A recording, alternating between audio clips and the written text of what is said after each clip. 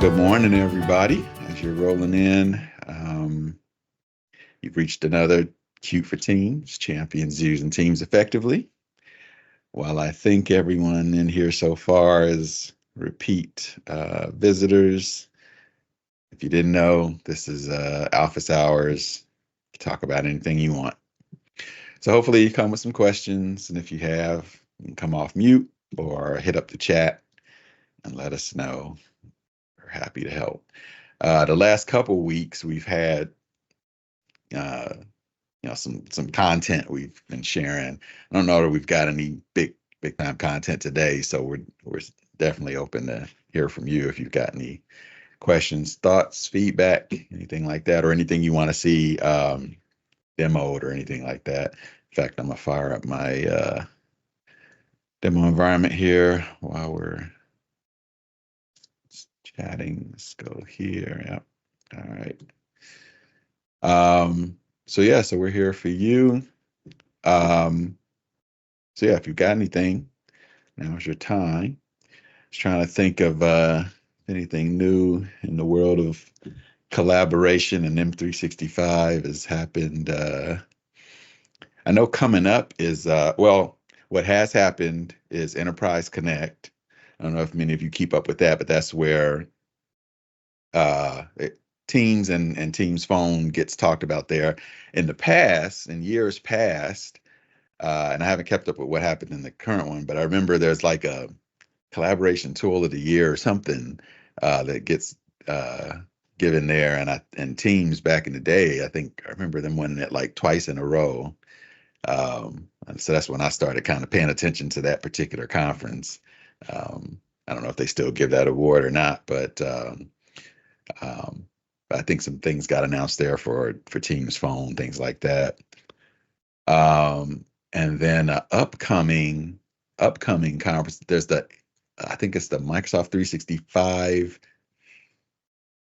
Is it Collab Tech or something to that effect? I know Jeff Tepper and some other big names are in that. I don't know if anybody on the chat remembers what I'm talking about, but it's a big M365 kind of conference coming up here soon. And then Build, I think, is coming up a little while too as well. So we got some stuff coming there. I was just thinking on the announcements. Asking about when the new planner will be released for GCC. I was going to do some digging while you were talking.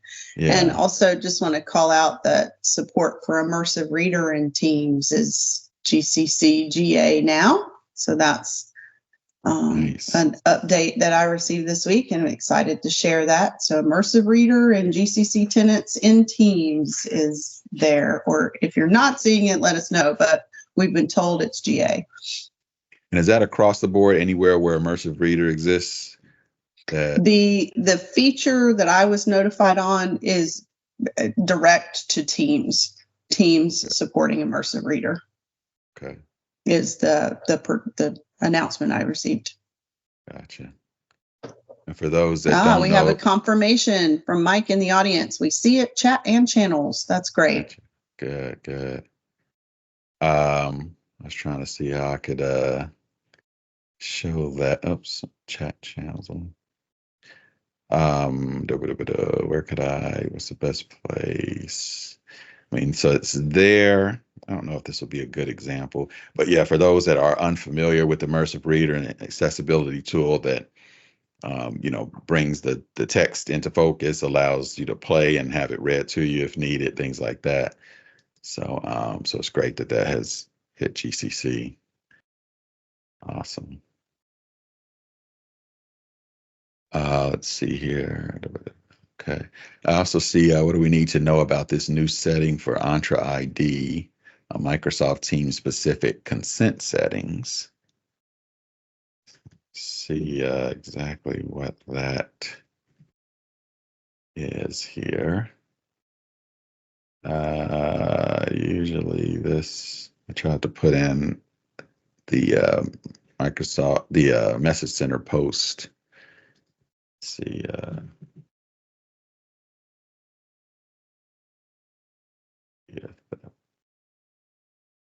not able to find that one specifically. So I'm not familiar with that specific one. Maybe it can. Yeah, I'm having this same. I'm trying to dig in. I wasn't sure if in your GCC tenant, if you could go to that message center, because it seems to not be correlated to the roadmap.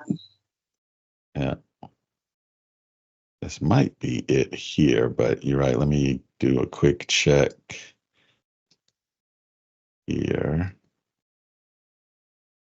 And of course, we've got all of the security features. Hopefully I'm set up for, I'll say that I can skip that for now. Oh boy, let's see. I think, oh, I may not know this one offhand. Let me try. Everybody close your eyes. Don't look at my password now. Nope, I don't know that one offhand. So. All right, I'll have to figure that one out later. Oh yeah, I haven't set up Authenticator for that. All right. I can't look that one up. I don't know if in the chat, oh, it looks like they are putting the details in the chat. Fertility signs of group owner consent settings. Huh. Yeah, just a quick read of that out. I don't know exactly what I'd have to really dig into that one to see what's going on there. To enhance secure app adoption. Effect chat RS. Yeah, I'd have to dig into that one. Just a quick read of that doesn't give me enough to figure out what's going on there. Going through I chat. love how it I love how it spells out what RSC is in like one of the last paragraphs in Right, after you've read the whole thing. thing. Uses all of that over and over again, but that's resource specific consent. Yeah. I mean, at a high level, obviously, it seems like it's giving admins more granular control Owners, over consent versus all or nothing approach. So that's usually good. Could mean more. It could mean more end user requests needed for stuff than in the past. But from a security and an admin perspective, those it's usually good. The more granular controls you have, especially if you're managing large tenants or tenants with a lot of sub tenants in them. They're not sub tenants, but different constituencies or communities. Also see in the new teams, has anyone had audit? So in the new teams, has anyone had audio problems while sharing a video to a meeting? My video works fine without any lagging, but the members cannot hear the audio. When I switch back to classic teams, the audio problem goes away. And there's a suggestion that that's a Windows setting. And if it's not a Windows setting, this does just remind me that as you're using new teams, I know the product groups do want a lot of feedback on how that's going. So the feedback mechanism in teams, whenever you've got an issue and you've got the time to put it in there, I would definitely submit those. And then, of course, if you're on Unified, submitting a ticket as well, because they really, they want to address any issues, that are coming out there with that. See a hand. Did you have an explanation on the audio? You want to come off mute? Yeah, can you hear me okay? Yep, I hear you. Okay, so yeah, it's from what we have found, it's by design. The new teams uses the Windows setting to where if you're in a meeting, it like automatically reduces your like alerts and whatnot to 80% of the sound. But what this does is it also reduces any kind of audio when you're sharing your screen or a video. So if you go into like your control panel into sound, and then I'm trying to think of what it's like, you have to hit the thing all the way to the right and then change it to make no changes or something like that. It's not a team setting, it's a Windows setting. So I'm trying to Google where, because I found it on a Microsoft help page. Well, Brandon actually found it on a Microsoft help page, and we had to create a whole SharePoint page to tell people how to do it. But you're Hey, saying Amanda, Yeah. I work with Yes. Amanda. You open the control panel, and then it's let's see here. What was it? Wait, just did it. It's under sound. So that's where I am now. I'm walking Yes. it through sound, and then It's not. So you can't do it from there, Ricardo. Is it the old You school actually control have to- panel? Yeah. Yes, the old school control panel. Open that and then go to, you gotta,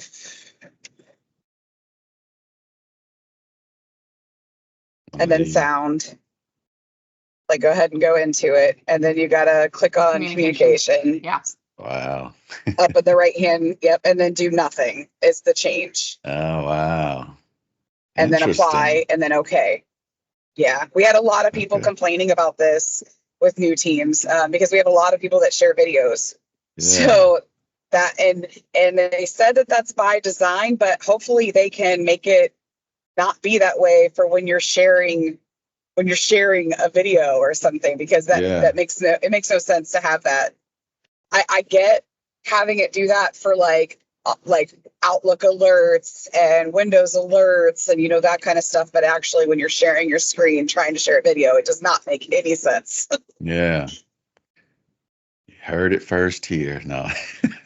That's a great tip. And it's crazy that it's all the way down. I never liked going into the classic version of control panel. So it'd be nice if this was more easily accessible through the modern sound area. So but that's at least good to know. So hopefully, Glenn, that helps you. Because that, and in fact, I was doing a share recently, and the audio was there, but it was a little low. I thought it was me, but here we got the confirmation. Yep, I've updated it on mine already. Yeah, I'm nice. sure our audience will follow suit. Yeah. Thank you for sharing that. Definitely appreciate that. Right. Okay, and then Glenn followed it. Okay, great. So that is a very good tip. I mean, that's worth the price of admission for this morning, just that tip alone, right? Oh boy, good stuff. Okay. And if you happen to have the web page where you saw that, definitely throw that in the chat as well. That'd be nice. Cool. Isn't let you lower. Okay. Yeah, I see your hand lowered, so I think you're good. All righty. Good stuff. Yeah, and presenting in general in teams, I know, at least for me, if I was paying attention correctly, and I could maybe not, but there was a moment when new teams came out where the feature that I really like wasn't there, and I think it's there now. Let me just confirm that real quick. So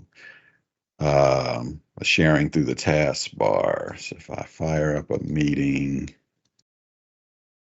and go here,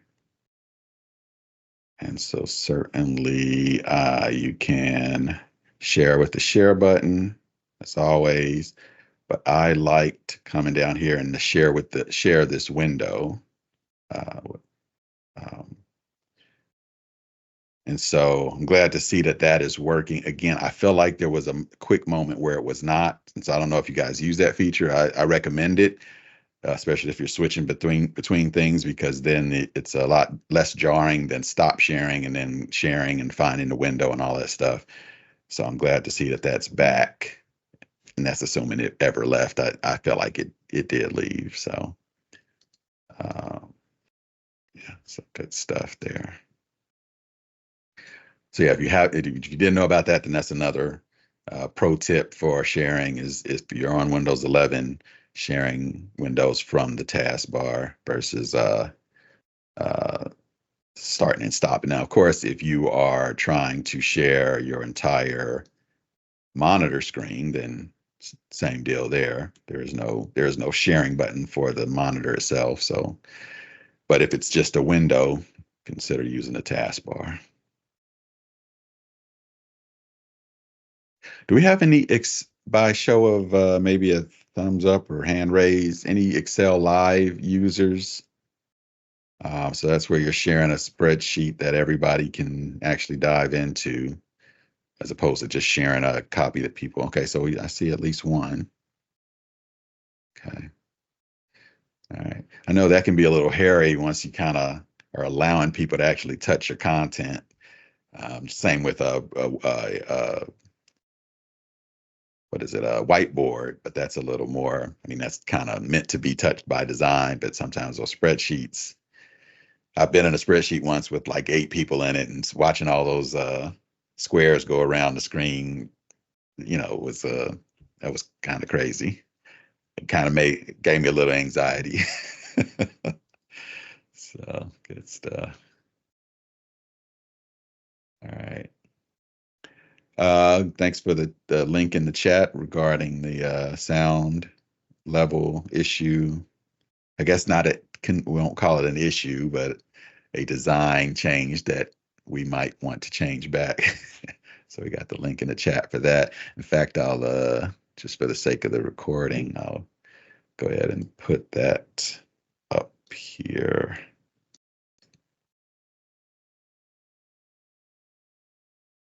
Let's see. There we go. So that's a nice little explanation of that. Good stuff.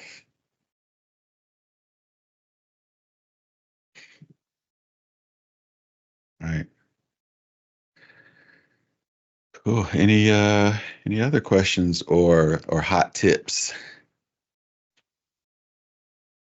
Especially as it relates maybe to new teams. Any other challenges anybody's been seeing with new teams, or or even any good things people have seen with new teams? I'd be curious, again, for me with new teams, the biggest positive moment, again, and maybe it's just the way I work, but those separate windows for conversations, especially when a message pops up in the corner here, I click it, and instead of taking me to that channel, it pops up the conversation just as a new window. It's just been a game changer for me, and particularly as it relates to the multiple tenants that I'm in, being able to see those without a bunch of jarring switching has just been a game changer. So new teams wins for me, probably with that feature alone. But any other either positive or negative new teams experiences, since I suspect we're all at this point on new teams, probably, depending on how your organization is rolling it out.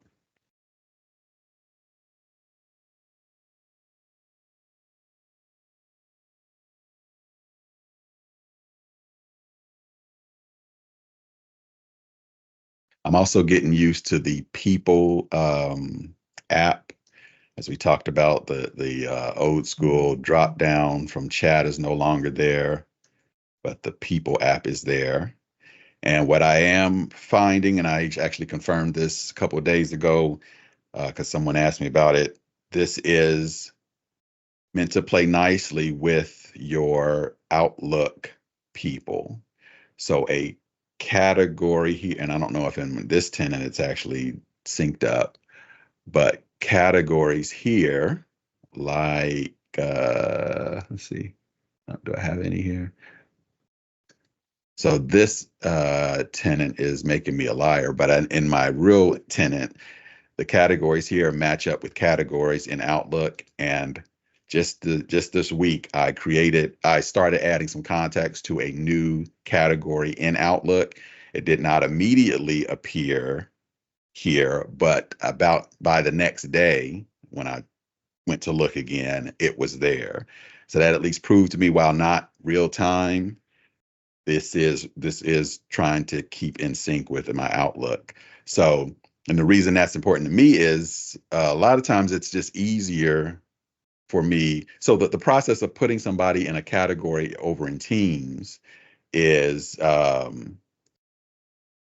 so you can add someone. Let's see, what was it? How do you do that again? Now I'm trying to remember. How do I do that? How do I do that? So that's adding a contact. Oh, and then once the contact is in there, then is it the categories feature? So now I've confused myself. But all of that goes to show why, there it is, add category, and then you add them to the category you want.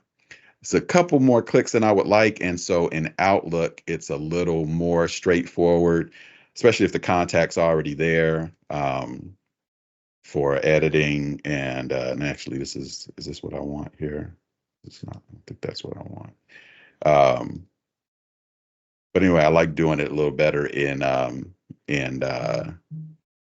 think it's add to a list or something. I haven't really messed with this one in this demo tenant, but I like doing it a little better in Outlook. And then I like the fact that it did eventually transfer over to Teams. Not sure why this particular environment is not making that transition.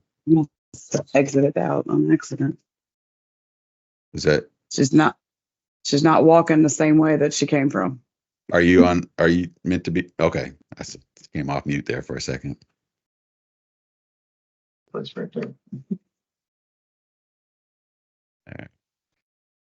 All right. So yeah. But was that where I was going with that? Yeah, I think so.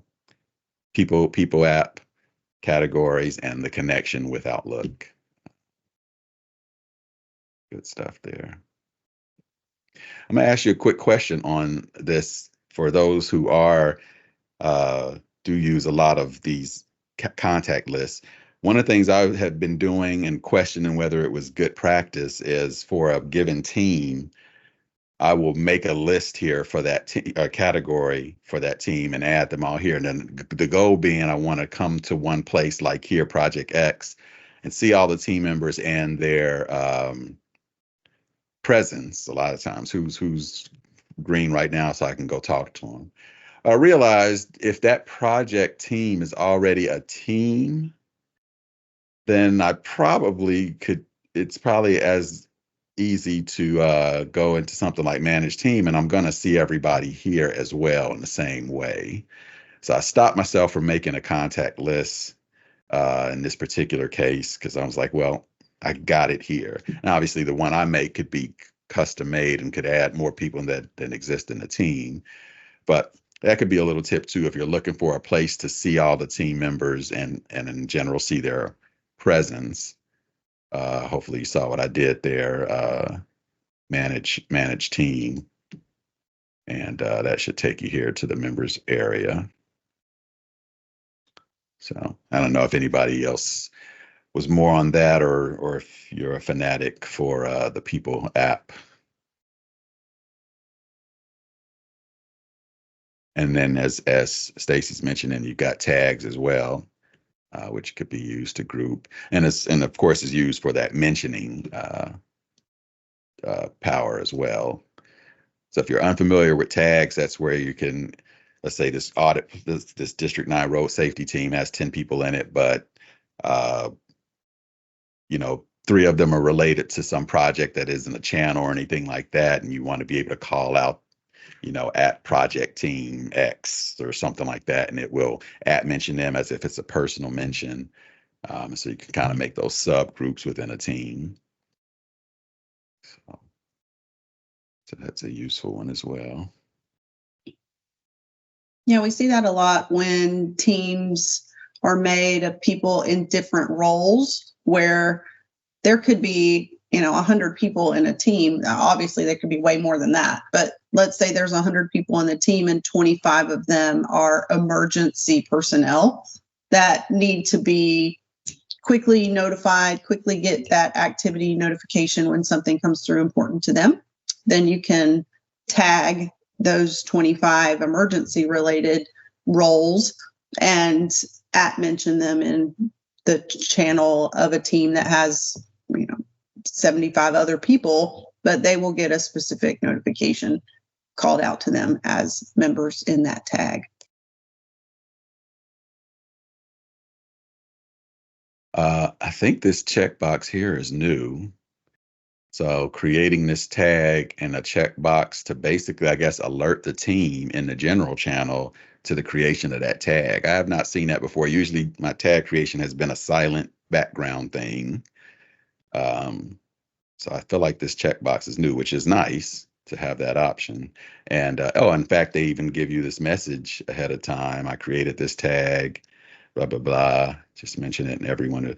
Yeah, it'd be nice if they that'd be a lot, but if they put the people who are on the tag in this message, that would be nice as well.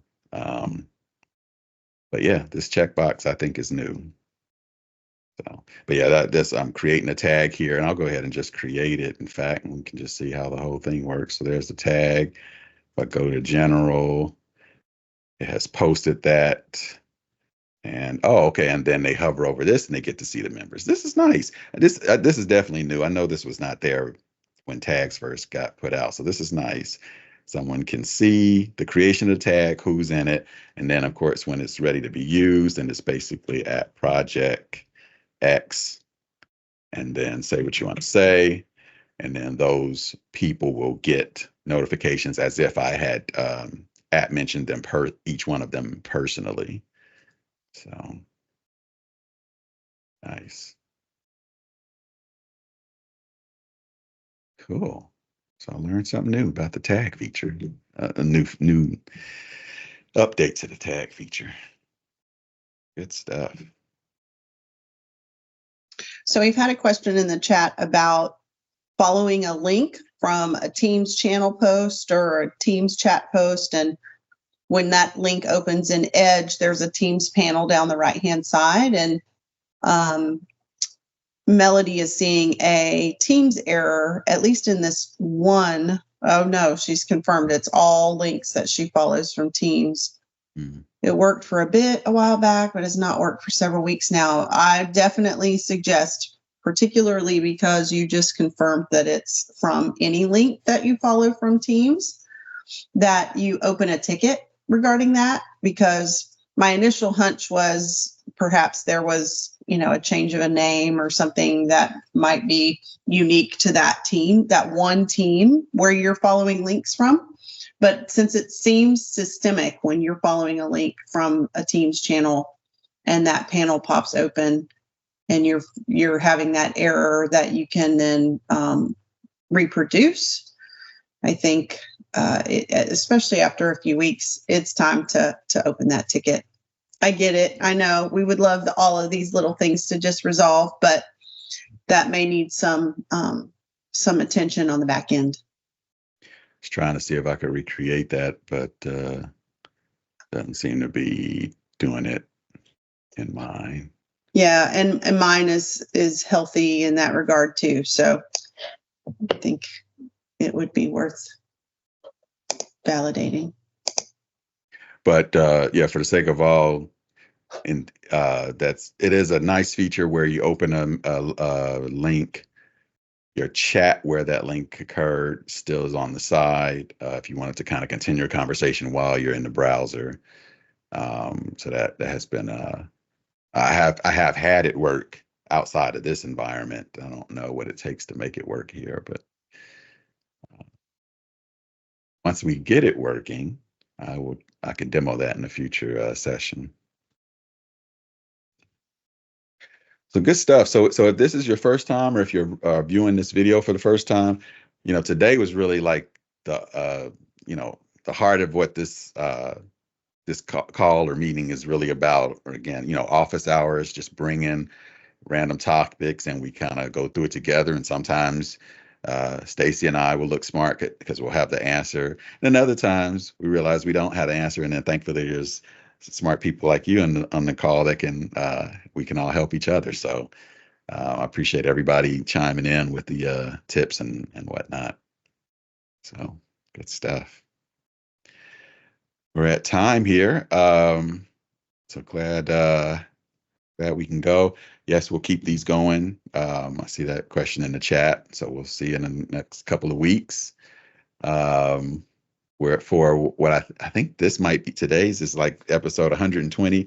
In fact, what I'm going to do actually, I'm thinking of trying to organize, since there's so many of these episodes, I'm just going to start organizing them into seasons. I actually have a playlist out there for season 4. For those of you who have been joining us a while, you may not realize this has been going on for about 4 years.